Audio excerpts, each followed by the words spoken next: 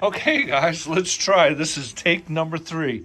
This is my T5 swap from an AOD in my 65 Mustang. So, as you can see, the bell housings are not, the bell housings up in there, the clutch is in there, forks in there, throwout bearings in there. But before I did all that, I put the bell housing up there, and I checked out this with my dial indicator in here, and I'm under 5,000, so I'm good. I also checked this run out here to see how I was, and once again it was within tolerance, so it was good to go. So once I actually had that and I was happy with it, I went ahead and pulled the bell housing back off. When I had the bell housing off, I went ahead and put on this MDL bracket, which is going to be for the external slave cylinder, which will mount here and then go down to there, and that's what's going to actually push the fork to engage and disengage the clutch. There's a lot of videos out there on how to put these in, not difficult. Just make sure you get your measurements right, and you'll be good to go. So once I got that on, I went ahead and put the clutch in. Then I put the pressure plate on, torqued those bolts down, and then went ahead and put the fork in, throwout bearing, and went ahead and put the flywheel up there. Now there's 2 bolts on the side, each side, and there's 2 on the top. I went ahead and torqued the ones on the sides down because I get my torque wrench on to about 45.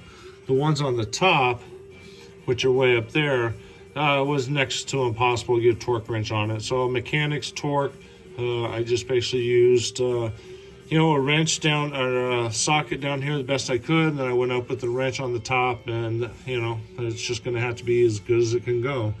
I also, if you look over here, that is the starter that I went ahead and put in, so that's fitting all nice and good. So now we're just, it would be ready for the T5, but I'm going to show you guys something that I'm going to do to the T5 to kind of strengthen it up a little bit here.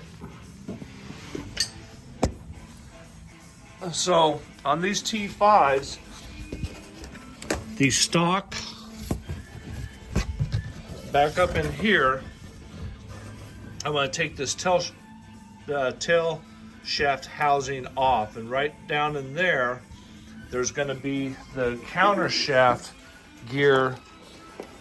The stock, I don't know what you call it, race holder or whatever, is really kind of a weak point. So I went ahead and ordered one of these from 5 Speed or whatever. The guy's been working on these trannies for years.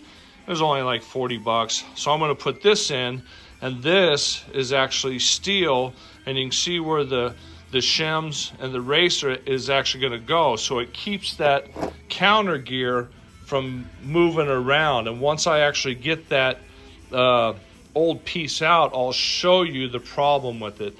So this here is going to strengthen it. Not that I'm a speed demon anyways, but it's, while I have it out, I might as well do it now. So I'll have to pull that shifter off there, and then there's a dowel pin or whatever, and pull all that off, and take care of that, and then I'll be ready to put it back in. I'm going to have to do some re-shimming down here, which I got the shims, so I'll kind of maybe show some pictures and make a short video or something. That's it.